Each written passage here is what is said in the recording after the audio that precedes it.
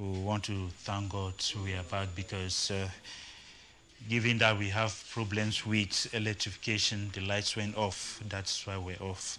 But we are back, and at this time, as I said, we shall be discussing on the killings that took place in Kumba, whereby so many children's lives were taken off them.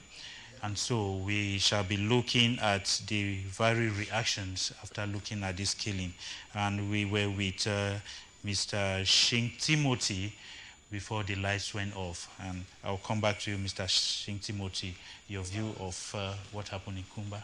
Yes, I was just saying it was one of those incidents that remind us that we need to end this crisis in the Northwest and the Southwest region. This is a crisis that has been ongoing for the past 4 years. This is not the first event, but it's one in a series of events that have left most Cameroonians traumatized. Because whether my 16, whether Sopor, like in Boya, you look at Kumba, you look at Moyoka, you look at Yoke, you look at every place around the Northwest and the Southwest region. You look at Ngabo, like many parts of the Northwest and the Southwest region. We have witnessed these gruesome murders, and every time we come out on the streets and protest, but it's like the crisis keeps aggravating and the instances become more and more gruesome. Because this one is so terrible because these are innocent children that were killed in a classroom. Their only goal, their only crime was that they went to school to study. And I don't think anybody going out to a class to study should be killed. These are young Cameroonians or young Africans, for those who want to appreciate it, to look at it like Africans. If you don't even want the concept of Cameroon, you should think that these are young Africans who went out to study because they want a better future for themselves. They want to build an Africa where, like in this fairy tale, the Black Panther, where we are prosperous, where we have everything. And we cannot have this without education. If we want to succeed as a continent, as a race, as a country, whatever country we want to refer to, we need education. And this atrocity comes back to remind us that we need education in this country, and we need more of it. And we need the government and the separatists to take more steps to resolve this crisis. And Cameroonians, us as individuals, we need to take those individual steps to see how we can resolve this crisis in order to promote peace in this country. Okay, in order to promote peace in Cameroon, let me come to you, Mr. Gentle. Looking at what happened in Kumba and innocent children's souls, lives being taken away, what's your take? How did you feel when you got all this? Mr. Moderator, I think sometime on this platform, I make a statement sometime that Cameroonians, we should be talking solutions. It is time that Cameroonians should talk solutions to Anglophone crisis and not talking about the parties involved or blame games. That's what I hate, blame games. This is the time that we should stop the nonsense of ambas or military or whatever and talk a solution to the Anglophone crisis.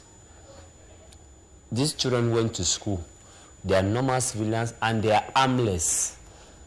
These children went to school, they are normal civilians and they are armless. From the school, not that they are sick, but directly to the grave.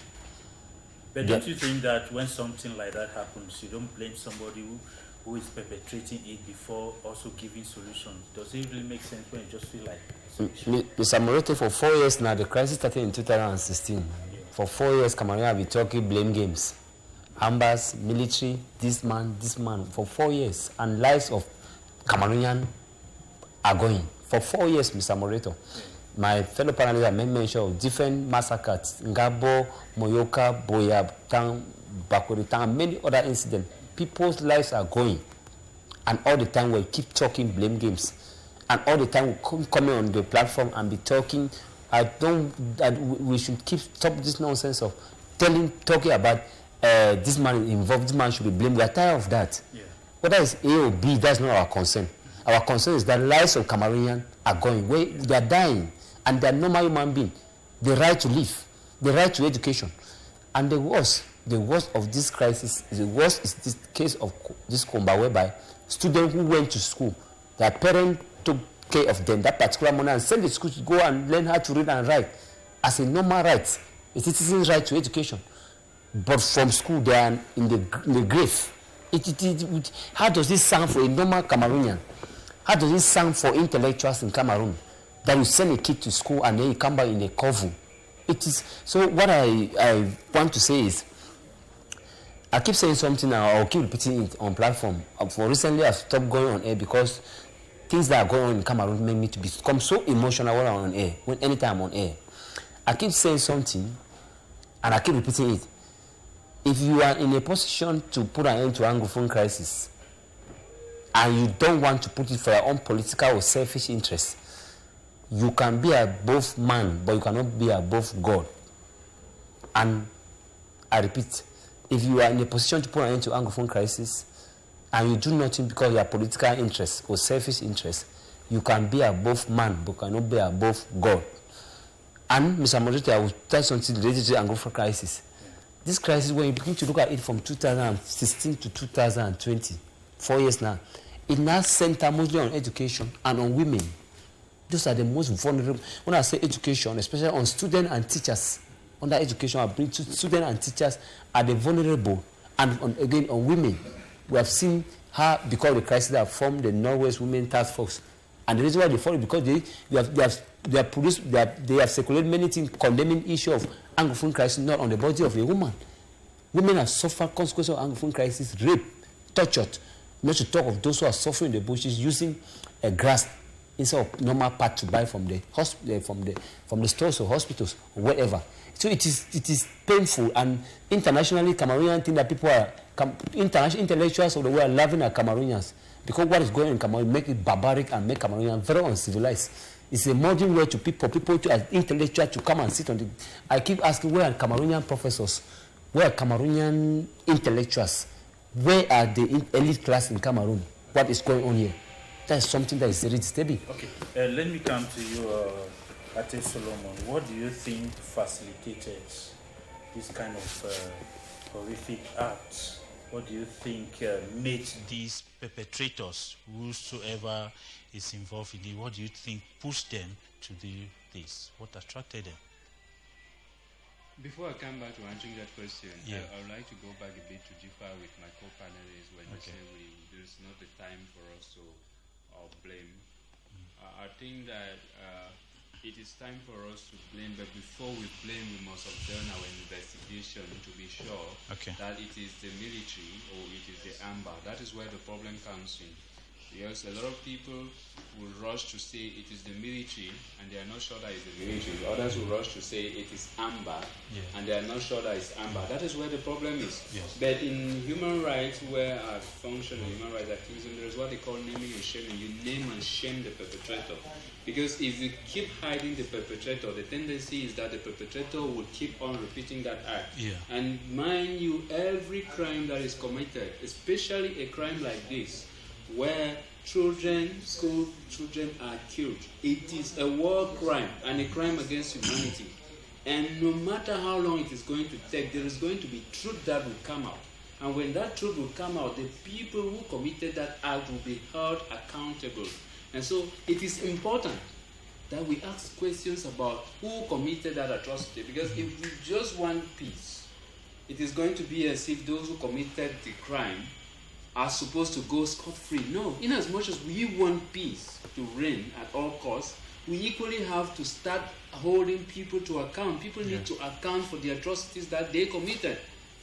If otherwise we're going to be legitimating crime, and other people in other parts of the world will wake up one day and start killing people because it took place in Cameroon and people were not held accountable. So it is very important that we hold people accountable, we name and shame perpetrators. It is very important. And so, coming back to your question, you asked the question. Yes. Now, while we hold the perpetrators responsible, looking at the acts, let me just ask this. Do you see the perpetrators targeting by those children, or they wanted to use the children to pass a message? Well, it is both. Targeting the children and using the children to settle scores, not to pass a message. There's totally war propaganda that is going on in the Northwest and Southwest regions. So there are a lot of people, just like I said last week, on Monday on this panel, it is too early for you to say whether it's separatist or it is government. Yes, we have not said that. Yes, we have not, at this time. Why? Because it can still be this side or the other side, because all of them have an agenda they want to set up. All of them, this is a war, and war is fought on propaganda. One of the most destructive weapons in war is propaganda, and so a lot of people now are struggling to use propaganda. People are trying to pen the other terrorists.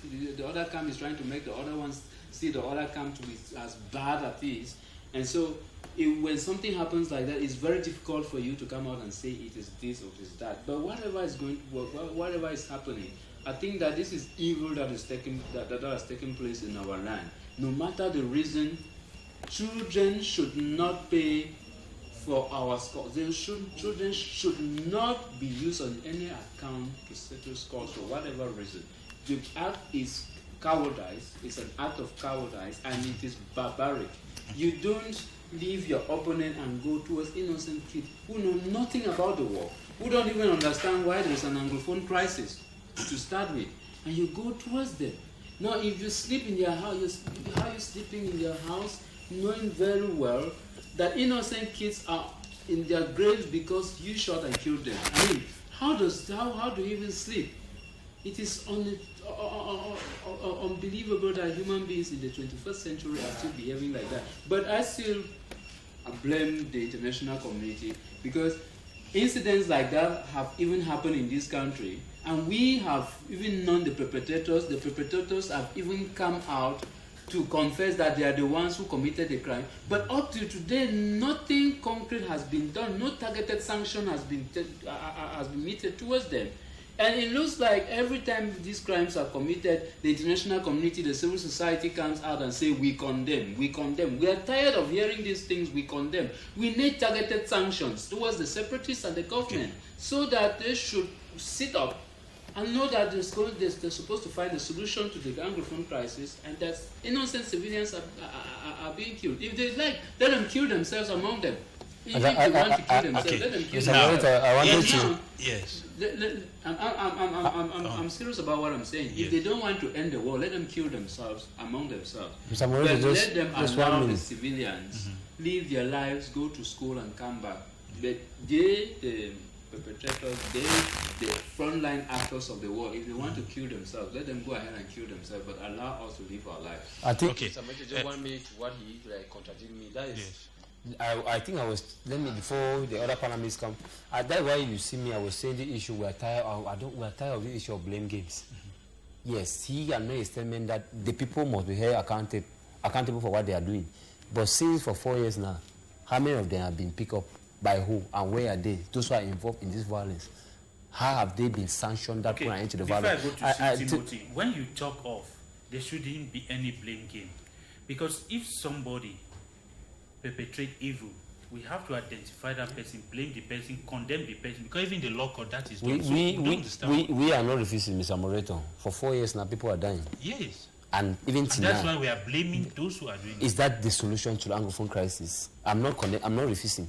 Is blame game the solution? The way, because I've discovered that one of the delay to the Anglophone issue of blame game, when there's an incident, people say, okay, what should we do? That's why I earlier said that it's no matter.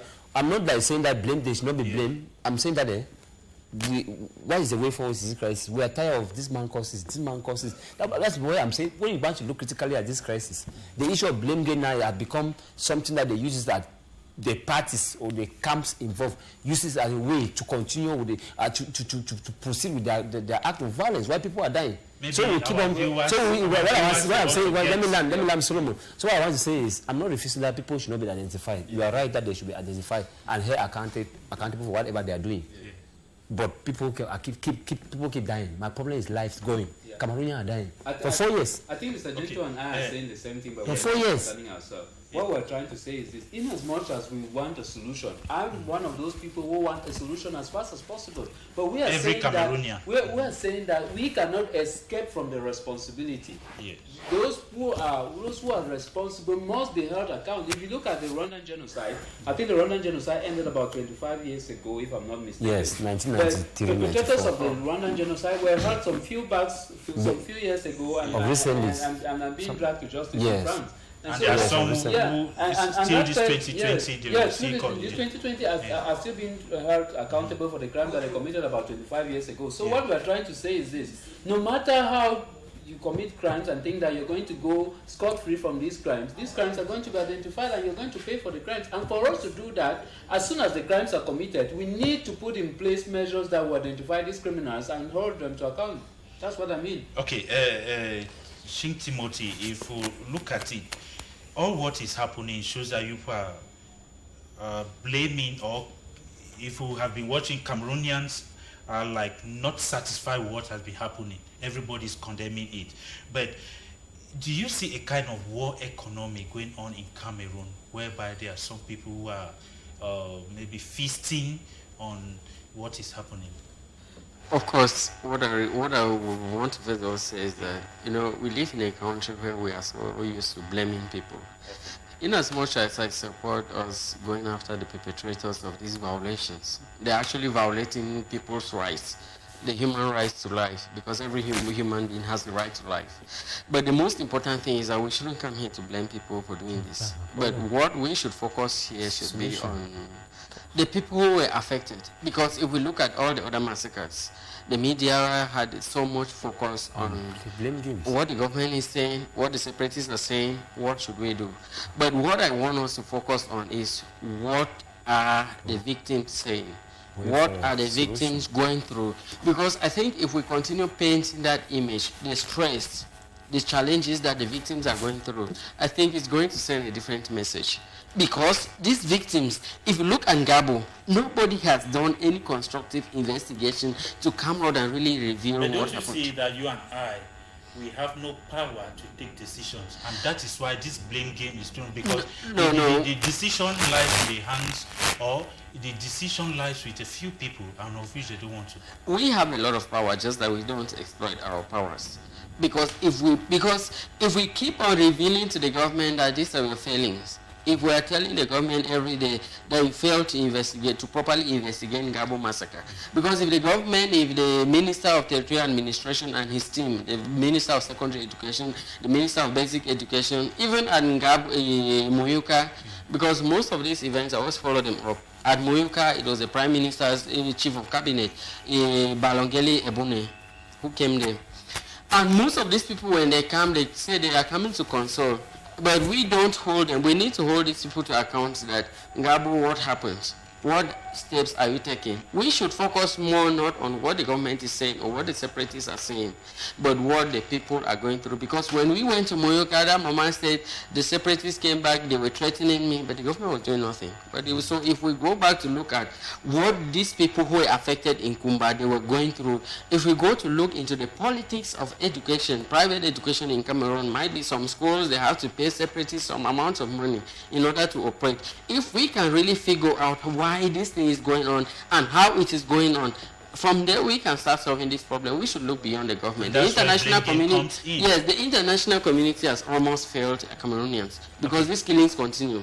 And to talk about the war economy, war is business. War is business to many people. That is why when this Kumba incident happened, I was looking at who benefits more from the Kumba incident. You look at the separatists. At the beginning of the academic year, they said, no, we don't want school. Some of them were saying we want school. But school was going on. And if we know for the past 3 to 4 years, there has not been school in Anglophone Cameroon, whatever you want to call it, whether Southern Cameroon or West Cameroon, there has not been school. And if there is school in Anglophone Cameroon, it means things are almost returning to normal. Who do you judge doesn't want things to return to normal? So that war economy, There are members of government who are benefiting. There are administrative officials who are benefiting. There are many people who are benefiting. There are NGOs that are benefiting. Most of these local NGOs, they say they want to reach out to IDPs. They want to reach out to this group of people. They want to support this community that is affected by the Anglophone crisis. They receive a lot of funding from these foreign bodies, foreign governments that give the money to support those people. So there is a lot of interest. There are a lot of people who have a lot of interest as far as the Anglophone crisis is concerned. So those people want to project their interest, because in Kumba, when you go to Kumba, when you went to that school, there are actually students that were devastated. There are NGOs that took some of the students to hospital. I really appreciate the initiative, the work that is done by most of these NGOs. Individuals. Yes, there are also individuals that did some marvelous work that we need to appreciate, though we never appreciate them on the media. These are people that we should project in the media. Who we should project more are the victims, the real victims. Because I went to the Boya Regional Hospital. I saw some of the victims there.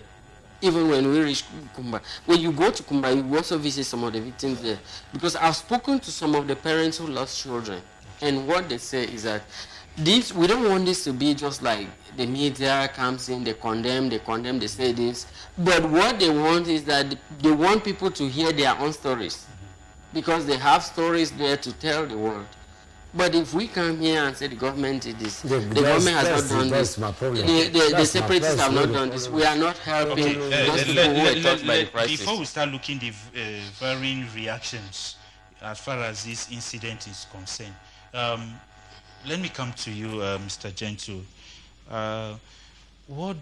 If we look at it, why only this particular school? Why do you think this school only was targeted? Not maybe another school that is more populated, more popular than this school? I think, Mr. Moderator, by asking that question, you are not if I'm particular to give if I'm to give an answer to this particular question, it's just like I was in the mind of the perpetrators, because only the perpetrators of this act know why they targeted this particular school and in this particular town in Southwest region, Kumba. Maybe he must have done some investigations. But my worry is I'm still disturbed with not why they targeted a particular school, but my worry is why innocent student. I think, Mr. Moderator, that's why you see me. I don't want me to be diverting about my problem. I'm coming back to. I try to. Let's look at now. Let me land. Let me call something related to that. My worry is, as my fellow panelists were saying, the particular family, the victim of this crisis, and the situation of education in Northwest and Southwest, because only that particular act in Kumba, where students were killed, you begin to see that many other students who are schooling in different schools in Kumba and in Southwest and Northwest in general are in fear. Okay. It is very clear. And when you begin to look at it again, you discover that there are some students who started school here in Northwest and Southwest very well, but because of the killing in Kumba, there's that fear, there's doubt, they doubt their security, and some of them have eventually packed again and sent back their children across the Mongo, that either in Bafoussam for the people of Northwest or in Douala and Yaoundé for the purpose of security. So it is when I begin to look at that incident in Kumba, I begin to look at education in schools in Northwest and Southwest, situation of school in Northwest and Southwest is usually balanced, because only the incident from Kumba caused many people to remove their children that they have started school in Norwest and Southwest and send them, because they don't remember a major incident in Kumba, not up to 4 days. There was false information circulating on social media about Ombe. Actually, GTHS, Ombe. Meanwhile, teachers were in class teaching, and there was serious commotion in cities like Boya, Limbe, and other way. Parents were rushing to go and take, because that security is not there. Some have just decided that because of what happened in Kumba, we don't know the next plan of the enemy. Better my children for self-education, let me take them across the Mongo, either in Bafoussam, Douala, or Yaoundé. Okay. Let's look at the... And Mr. Morito, let me land by saying, by so doing, you see that there's the economic interest or benefit of this crisis to proprietors who are running school business across East Cameroon or the other part of Cameroon, like in Bafoussam, in Yaoundé, in Douala. Some of those people, they might wish that it is just benefit that the war should continue, so that students of North and South will continue to rush there for admission, and then there will be the bridge proprietors that establish serious school business in Pakistan. Are you saying that this can be engineered by the proprietors? It's a way of the French-speaking side. I'm not in the position to say that they are engineering or they are behind it. Okay. I'm just trying to say that for the fact that the crisis continue, it's economically benefit to them. And some of them might wish that the crisis should continue. I just think that what I always like is that we should stop speculating, because if we want to even think that that's what analysis yes, proprietors on the other side of the Mongo will think anything such. I just think that it's unfortunate. What we should think is, how should we end this crisis? And we want to encourage parents and the students to be more courageous, because if you think of the Northwest region, you think that the Northwest region has been the most affected, but for the regional headquarters Bamenda. But if you go to Kambe, you see that there is almost calm there. Because because the parents there have been able to maintain that calm. So we shouldn't just try to speculate things on what caused this massacre in Kumba. Because this is something that I don't think there is anybody who wants to invest in education when who will have such a mind. We shouldn't be looking at. Don't you think that when you identify a weakness, you identify a fault, that is when you know the solution? You can't get a solution when you don't identify something that is wrong. Yes, the weakness with this crisis is that the government has been hesitant to address the frustrations of the Anglophone citizens of this country. Okay. Because if you look at 2016, yes, if you look at 2016 when this crisis started, it was the failure of the government to address the worries of the lawyers, progressively the worries of the teachers, and the University of Boya failed to address the worries of students, so that they should sit up. This one is different from you blaming it's separatist. But these are just facts. It's different from blaming. But what I'm saying, these are just facts. The government failed to address the worries of the common law lawyers, the worries of of Anglophone teachers, and the University of Boya failed to address the worries of students in 2016 that led to the explosion of this conflict. So, that was the immediate cause. Yes, that was the immediate cause, but there were underlying factors that led to the explosion of this crisis. Okay, let me come to you, Ate Solomon. Let's look at now the security. We'll look at government officials.